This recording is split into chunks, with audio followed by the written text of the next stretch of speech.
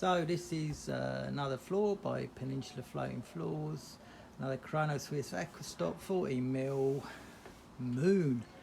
Moon's catching up with beach. I think it's a beach without the kind of orangey browns in it.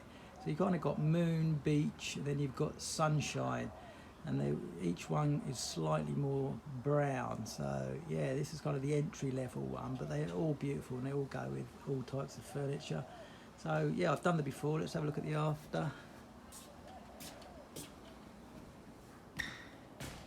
So yeah, this is the one I was saying about water damaged yellow tongue. So it's all been replaced, and I think they had some cheap laminate in that got water damaged and all expanded. So this is the main area, living area.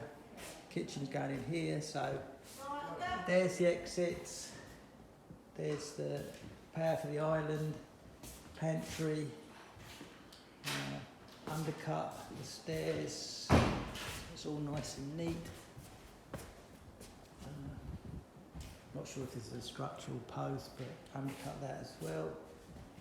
And then into the hall. They're all going to be T-moulded when the new carpet arrives. Cupboard. And that's that.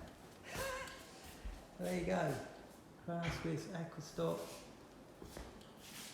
72-hour water resistant, it's pretty much waterproof.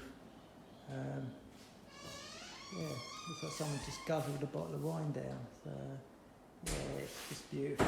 Goes with everything. There's carpet going in there. Again, got the rails in. So I come back and put all the T-moulds in.